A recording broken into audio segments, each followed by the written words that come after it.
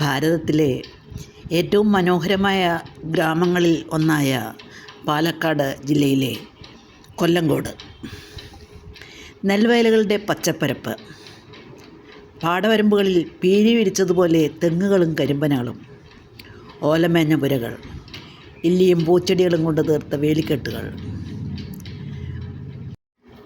പാതയോരത്തെ വയലുകളിൽ ഉഷസ്സിൻ്റെ സമാനമായ ജലത്തുള്ളികളും പേറി താഴേക്ക് കുനിഞ്ഞ് നെൽച്ചെടികൾ ഇളവയിൽ പകർന്ന ഊഷ്മളതയിൽ എഴുന്നേൽക്ക് നിൽക്കാൻ തുടങ്ങുന്നു.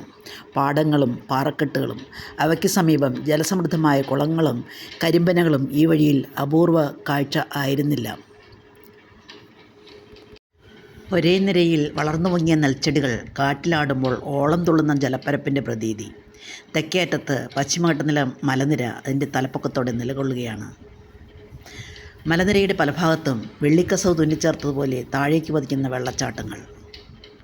മുന്നോട്ട് പോകുമ്പോൾ തേക്കിൻചിറ റോഡിലെ ഈ കവലയിലാണ് ഗ്രാമീണ രൂപം പൂണ്ടു നിൽക്കുന്ന ചെല്ലഞ്ചേട്ടൻ്റെ ചായക്കട.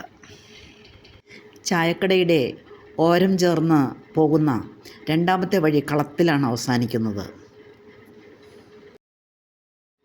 ആ വഴിയിൽ പാടത്തിന് സമീപം ചെറിയ പാറക്കെട്ട്, അതിൽ നീളത്തിൽ വെള്ളപൂശിയ ഭിത്തികളുള്ള ഇളന്തിണ്ണയും തടി കൊണ്ടുള്ള തൂണുകളുമുള്ള ഓടിട്ട കെട്ടിടം. അതാണ് പെരിങ്ങോട്ടുശ്ശേരി കളം. പാലക്കാടൻ കാർഷിക സംസ്കാരത്തിൻ്റെ ഭാഗമാണ് കളം. പാടങ്ങളോട് ചേർന്ന് കൃഷി നടത്തുന്നവർക്ക് താമസിക്കാനും നെല്ല് സംഭരിക്കാനും സൗകര്യമുള്ള ഇടം. മിക്കവാറും കളങ്ങൾ പാറപ്പുറത്തായിരിക്കും. കൊയ്തു കൊണ്ടുവരുന്ന കറ്റകൾ എടുക്കാനും മെതിച്ചെടുക്കാനും പാറപ്പുറമാണ് കൂടുതൽ സൗകര്യമെന്ന് തന്നെ കാരണം. പെരിങ്ങോട്ടുശ്ശേരി കളത്തിൻ്റെ പിന്നിലും വെള്ളച്ചാട്ടങ്ങളുടെ തൊങ്ങൽ തൂക്കിയ മലനിരകൾ കാണാം. നയനമനോഹരം തന്നെ കാഴ്ചകളെല്ലാം. ശരി, ഇനി നമുക്ക് അടുത്ത ഡെസ്റ്റിനേഷനിൽ കാണാം. Okay, thank you.